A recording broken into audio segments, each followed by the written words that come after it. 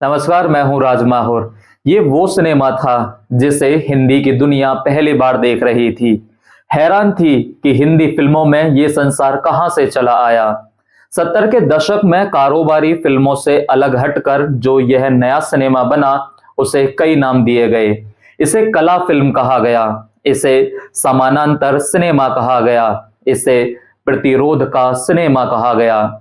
निश्चय ही इस धारा के सबसे बड़े प्रतिनिधि पुरुष श्याम बेनेगल थे।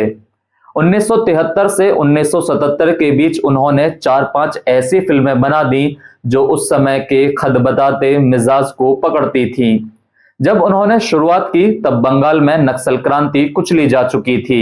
इंदिरा गांधी गरीबी हटाओ का नारा देकर सत्ता में काबिज थीं और इमरजेंसी की दस्तक दूर थी। लेकिन एक असंतोष, एक मोह भंग समाज में था, जिसने कारोबारी फिल्मों में अमिताभ बच्चन जैसे एंग्री यंग मैन की छवि में पनाह पाई, तो श्याम बेनेगल और उन जैसे कई फिल्मकारों की दूसरी फिल्मों में एक वास्तविक अभिव्यक्ति पाई। 1973 में अंकुर जैसी फिल्म आई तो दर्शकों ने पहली बार देखा कि सिनेमा भी इस तरह बनाया जा सकता है। जिंदगी के इतने करीब, सच को सच कहने वाला।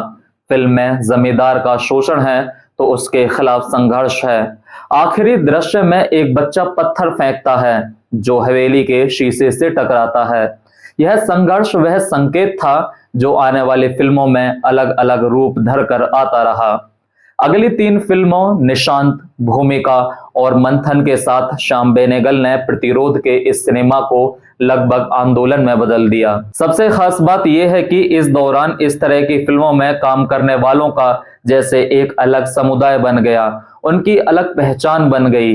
एक तरफ नसीरुद्दीन शाह जैसे बेहतरीन अभिनेता रहे जिन्होंने लगभग हर तरह की भूमिका में जान डालती। उनके साथ ओमपुरी आए, खुरदुरे चेहरे और वैसी ही खुरदरी आवाज वाले अभिनेता। उनकी आंखें भी बोलती थीं और इन फिल्मों में स्मिता पाटिल को कौन भुला सकता है। वह कलाकार जिसकी कौंधती आंखों में सारा दृश्य बंध जाता था। और शबाना आजमी, कैफी आजमी की वह बेटी जिसने शुरुआत कारोबारी फिल्मों से की, लेकिन जब कला फिल्मों में अवसर मिला तो साबित किया कि उन जैसी संवेदनशील अभिनेत्री खोजना मुश्किल है। कलाकारों की इस सूची में बाद में खलनायक के तौर पर उभरे अमरीश पुरी को याद किया जा सकता है, जो कुछ देर बाद आए।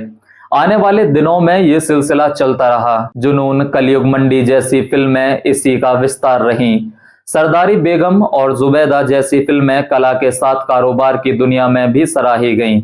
जब उन्होंने वेलकम अब्बा और रोड टू सज्जनपुर जैसी हल्की फुल्की फिल्में बनाई, तब भी उनकी गंभीरता बनी रही।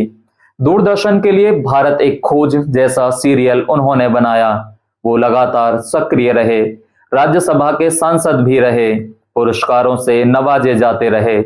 8 बार नेशनल अवार्ड जीता, पहले पद्मश्री और पद्म भूषण से सम्मानित किए गए।